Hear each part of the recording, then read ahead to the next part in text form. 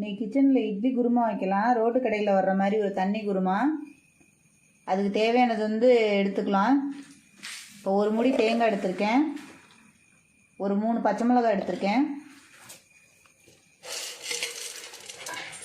இதில் ஒரு 25 கிராம் இருக்கும் பொட்டுக்கல்ல. அந்த பொட்டுக்கல் எடுத்திருக்கேன். நான் ஒரு 2-3 முந்திரி பருப்பு போட்டிருக்கேன். அது வேணுங்கிறவங்க போட்டுக்கலாம். இதில் தாளிக்கிறதுக்கு ஒரு வெங்காயம் எடுத்து வச்சுருக்கேன். கொஞ்சமாக ஒரு அரை வெங்காயம் இதில் சேர்த்து அரைச்சிக்குவோம். அதையும் இப்போ இது நைஸாக அரைச்சி எடுத்துக்குவோம். இப்போ அதை நைஸாக அரைச்சி எடுத்தாச்சு. இப்போ வெங்காயம் தக்காளி வதக்கி எடுத்துக்கலாம். அதுக்கு இப்போ கொஞ்சம் ஆயில் சேர்த்துக்குவோம். அதில் இப்போ இதில் பட்டை, கிராம்பு, ஏலக்காய் எல்லாம் 2 எடுத்திருக்கேன். அது அதில் சேர்த்துக்குவோம். இதில் 1 ஸ்பூன் சோம்பு சேர்த்துக்கலாம்.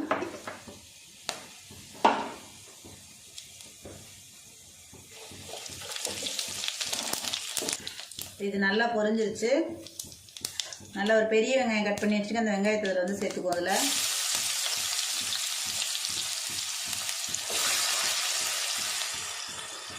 பச்சை மிளகா 3 மிளகா அரைச்சிருக்கோம். நான் ஒரு 5 மிளகா எடுத்திருக்கேன். காரத்துக்கு இதில் பச்சை மிளகா தான் ஜாஸ்தி. இதை ஊற கீரல் போட்டு அதை சேர்த்துக்குவோம். அதில் நம்ம பொட்டுக்கல்ல போட்டு அரைச்சிருக்கிறதுனால நல்லா கெட்டி கொடுக்கும் குருமா. நம்ம தண்ணி நிறைய சேர்த்துக்கணும். இதில்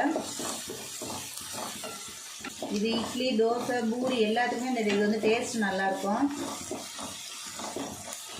இது வெங்காயம் நல்லா வதங்கட்டும். இதுக்கு தேவையான உப்பு சேர்த்துக்கலாம்.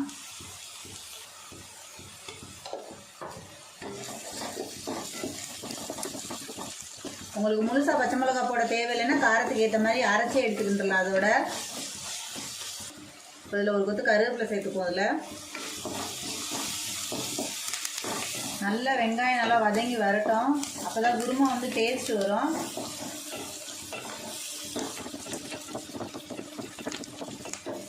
நான் அதில் அரைக்கிறதுல இஞ்சி சேர்க்கலை. உங்களுக்கு தேவை டேஸ்ட் இஞ்சி பிடிக்கும் அப்படின்னா கொஞ்சோண்டு போட்டுக்கலாம். இப்போ இது நல்லா வதங்கிடுச்சு. இப்போ 2 தக்காளி கட் பண்ணி வச்சுக்கேன். அந்த தக்காளி அதில் சேர்த்துக்குவோம்.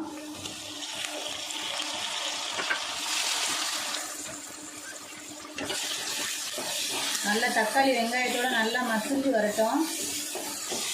இப்போ தக்காளி நல்லா மசிஞ்சிருச்சு. இப்போ தக்காளி வெங்காயம் ஒரு கொதிக்கிறது தான் டைம். கொஞ்சம் சீக்கிரம் ஒரு 10 நிமிஷத்தில் ரெடி ஆயிரும் இந்த குருமா. இப்போ இதுக்கு தேவையான மசாலா சேர்த்துக்கலாம். சும்மா ஒரு 1/2 டீஸ்பூன் மிளகாத்தூள் சேர்த்துருக்கேன், ரொம்ப இல்லை. ஒரு அரை டீஸ்பூன் தனி மல்லித்தூள். இது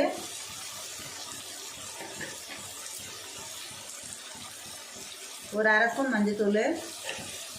அவ்வளோதான் இதுக்கு மசாலா. நம்ம அரைச்சி வச்சுருக்க அந்த பொட்டுக்கல்ல தேங்காயை இதில் சேர்த்துக்கலாம்.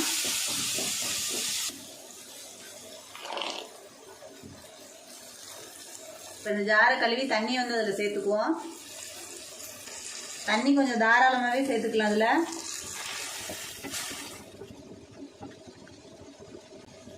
உப்பு மாத்திரம் செக் பண்ணிவிட்டு இதை கொதிக்க வச்சிடலாம். இதில் உப்பு மாத்திரம் கொஞ்சம் சேர்த்துக்குவோம். இன்னும் கொஞ்சம் தண்ணி சேர்த்துக்கலாம் அதுக்கு.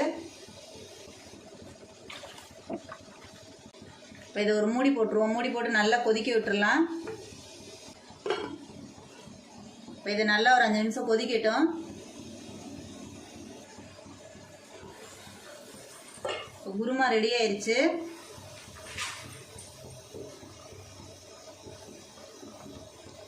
ஒரு 10 நிமிஷத்தில் இந்த குருமா ரெடி ஆயிரும்.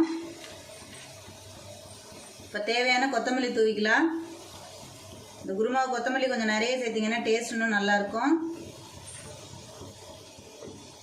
இது இட்லி, தோசைக்கு உண்மையிலே அவ்வளோ சூப்பராக இருக்கும். இதை செஞ்சு சாப்பிடுங்க. சாப்பிட்டுட்டு கமெண்ட் பண்ணுங்கள்.